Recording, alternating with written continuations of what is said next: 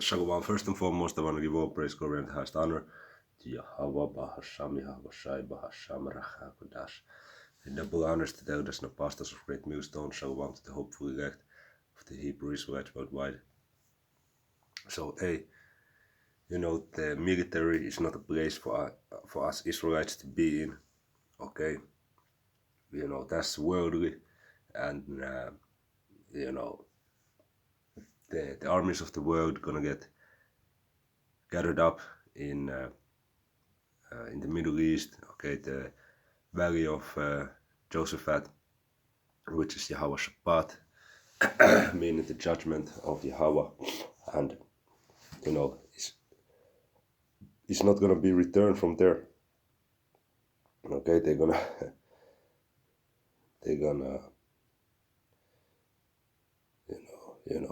pass away over there, and you see all of these sheikhs in this picture. None of them have a beard, bro. Okay, which is a custom of us Israelites. You go out there, to be in service, in literal service for the white man, okay? Or whether you live in China, you're in the army of China, you're in the army of the Moabites. It's no better, man. And you see this check also, okay? And you see our Northern Kingdom check, okay? It says Mendoza, okay? Of the Northern Kingdom, man, also all up in the military, man. Okay, you have Jake. Okay, this is this is a representation of our people who are completely in a dead state of mind, man. Okay, completely, man. The scriptures say that we are not supposed to trim our ways to find love from the heathen. Okay, and it also says, in Ezekiel 37, it speaks about the bones. Okay, also in Revelation it speaks about, the dead bodies. That's talking about these Israelites that are void of light, void of understanding. They are literally black. They believe themselves to be black. They literally are black, man. Void of light, void of understanding.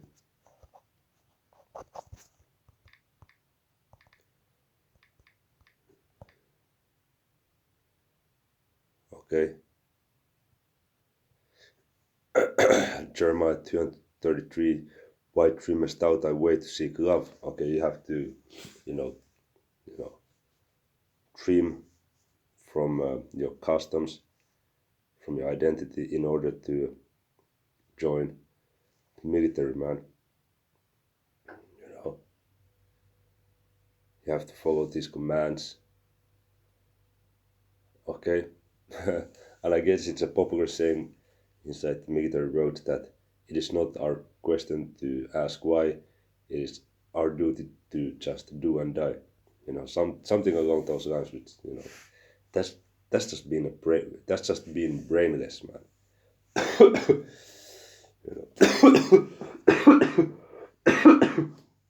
Hey, didn't Henry Kissinger say about the military men that they just let me get that quote. Okay, military men are just dumb, stupid animals to be used as pawns in foreign policy. Okay, Henry Kissinger. But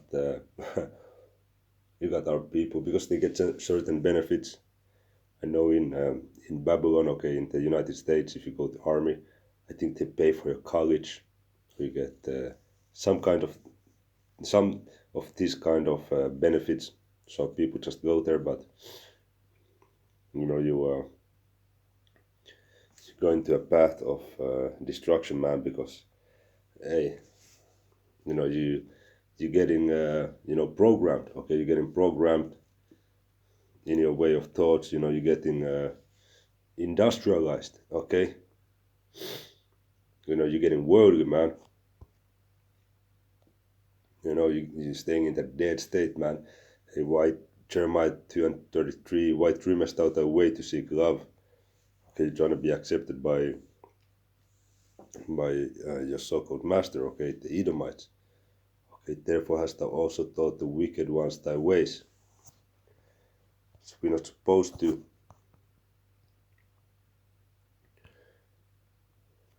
go in these different armies, man.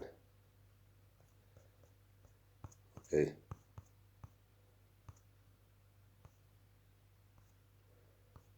Let me see. Where's the scripture where it says,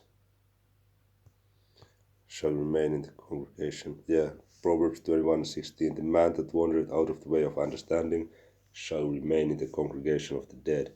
So those people, they have wandered very far out of understanding, man. And they are staying in the congregation of the dead, man. They're completely worldly.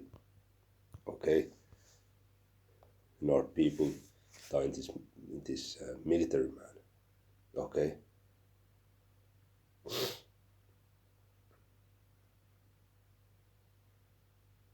If you're in the military, you're not able to go to the highways and byways, guaranteed every weekend. You have to prioritize this truth, man. Okay, and do whatever you can. You do everything to, not to go into military, man. Just do not go, man. Even in the country that I am in, it's, obligatory or mandatory for all men. But even then, I didn't go, man.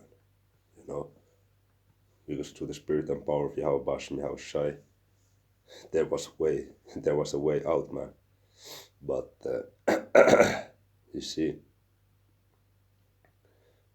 pretty much all of my friends in the world went.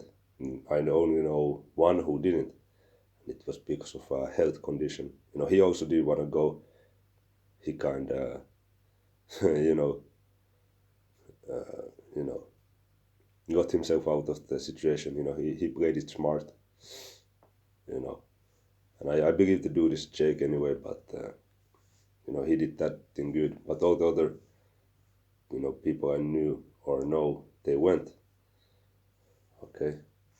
Some maybe didn't, but it's best not to, because one of the first things that they do is they give you a vaccine. Okay, they give you a shot. Okay,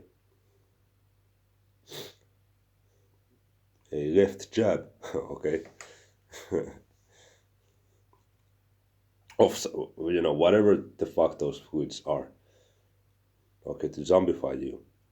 You see, go and follow these commands. Okay. Basically, that you're not a free thinker, but you just become a robot.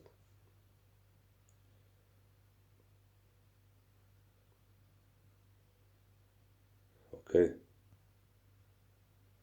So 1 John chapter 2 verse 15, love not the world, neither the things that are in the world. If any man love the world, the love of the Father is not in him. So if you're in the army, you're prioritizing the world. For all that is in the world. Slovakia for the coffin, man. I fucking cannot stop it, man. But Yahweh is gonna be good, man.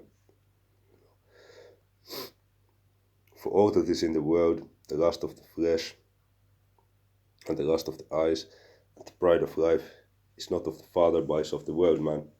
You see, you have that pride of life when in the military, walking with that uniform like you would be someone.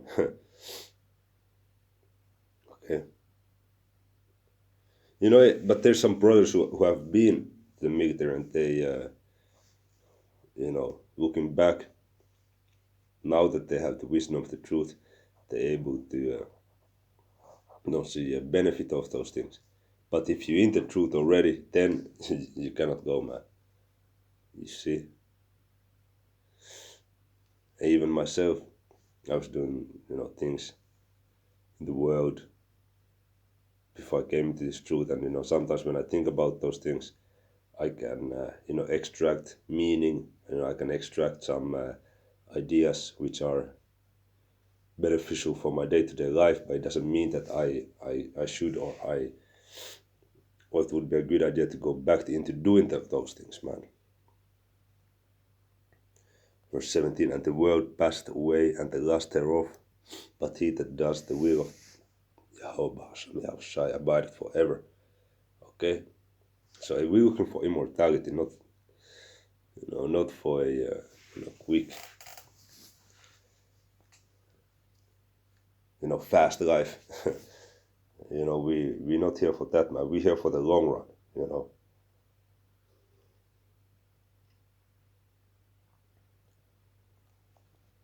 If there's another scripture that says homeborn slave.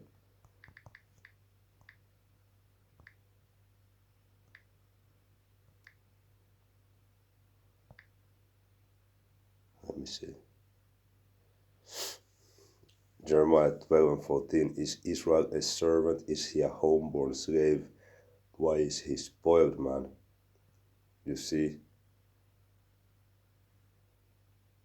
Hey, why are the Israelites, man? Why are they,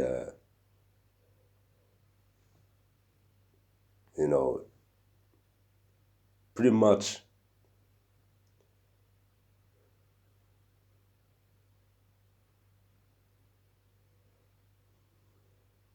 without any understanding, man? Okay, it also says in Jeremiah that, the Israelites, they are sottish, or stupid. Okay? Not knowing who they are, not knowing their inheritance, their history, but just ready to be a servant, man, ready to be a slave.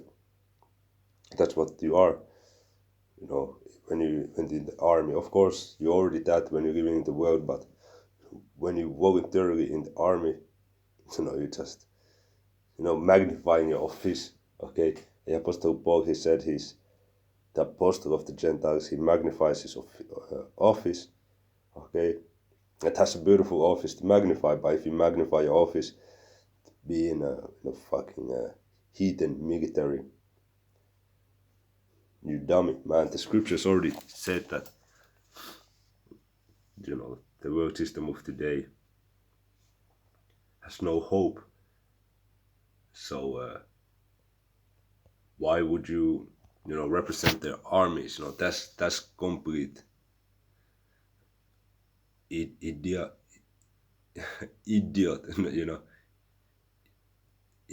idiocy. Okay, I don't know how. That's idiotic. That's just stupid. That's dumb. Okay, and makes no sense, man.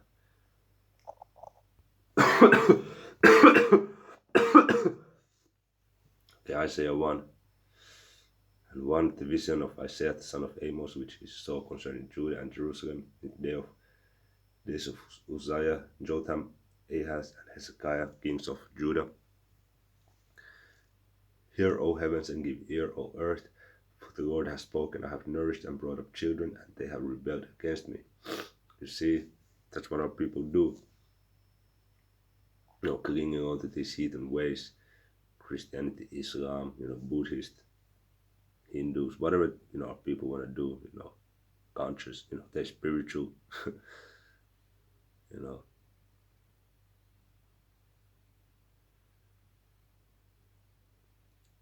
atheist, whatever. The ox knoweth his owner, and the ass his master's crib, which is a donkey. But Israel does not know, my people does not consider. Our people don't know our owner, who is Yahweh. Okay? You see? You see, man?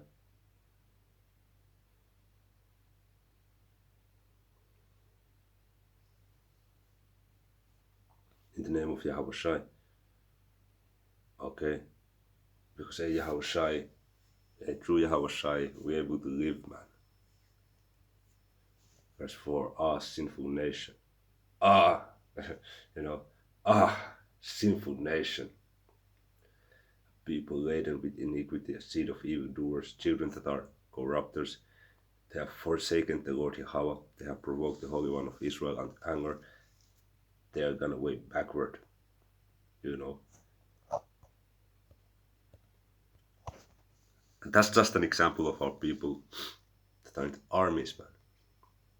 They have gone away backward. When Yahweh arrives, he's gonna disintegrate the heathen nations, man. Their armies, whatever, it's not gonna stand. Why would you represent something that that is out there just temporarily? Why wouldn't you represent something which is eternal? Okay, Revelation 12:7, and there was war in heaven, Salakia. Michael and his angels fought against the dragon, okay, which represent Esau, their armies. And the dragon fought and his angels, okay, and prevailed not, neither was their place found anymore in heaven. So you see, Yahweh Shai, Michael, the angels, they're gonna prevail, they're gonna win. So why would you be in that army of these heathen nations, man? No, that is carnal as fuck, man. That is terrible. Okay.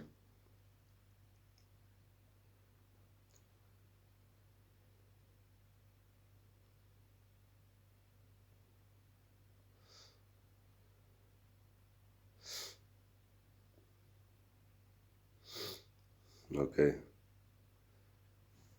So this second Ezra chapter 13, verse 1 on down, speaking about Yahweh Shai, the angels, man. And it came to pass after 7 days, I dreamed a dream by night, and lo, there arose a wind from the sea, that it moved all the waves thereof. And I beheld, and lo, that man waxed strong with the thousands of heaven. And when he turned his countenance to look, all the things trembled that were seen under him. Okay? So Yahweh Shai is coming back to play, he's coming back as a power, as a God. And whensoever the voice went out of his mouth, all they burned that heard his voice, like as the earth faileth when it feeleth the fire. And after this I beheld, and lo, there was gathered together a multitude of men out of number from the four winds of heaven, to subdue the man that came out of the sea. So you see, Esau and the heathen, gathered themselves together to fight against, or will gather themselves together to fight against the Yahweh Shai and the angels, which is complete stupidity. And you see, if you in those armies, you're gonna also be there, hit the Air Force and stuff, which is complete madness. But I beheld, and lo, he had graved himself a great mountain and flew upon it. How can you fly upon a mountain? Easy. He's talking about a huge spaceship. But I would have seen the region or place where all the hill was graven, and I could not, because it was a huge spaceship. And after this I beheld, and lo, all they which were gathered together to subdue him were so afraid, and yet durst fight. Okay.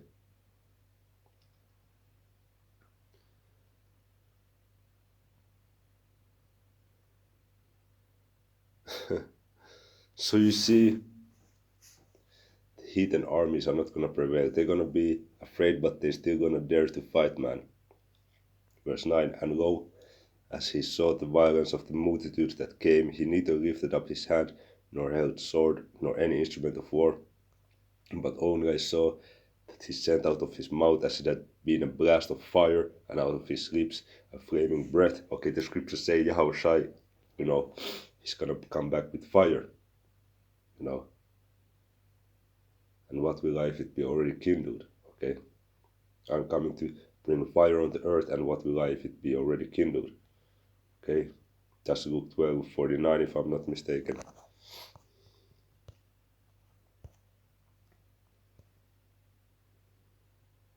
Yeah. I'm come to send fire on the earth, and what will I if it be already kindled? Okay, Yahushua is coming with that fire. Okay, that is an example of precept upon precept.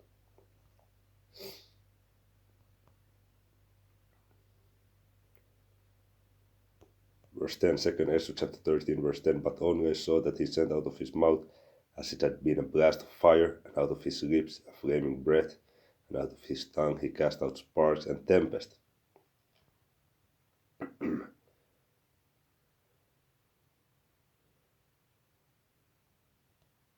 And they were all mixed together, the blast of fires, the flaming breath, and the great tempest, and fell with violence upon the multitude which was prepared to fight, and burnt them up every one, so that upon a sudden of an innumerable multitude nothing was to be perceived, but only dust and smell of smoke. When I saw this, I was afraid. So if you, sticking with the military, with the heathen armies of today, you're gonna turn into a dust and smell of smoke, man. So, you see, military men are just dumb, stupid animals to be used as pawns in foreign policy, as Henry Kissinger said. So for us Israelites, the military is not the place to be, man. Hey, Shalom.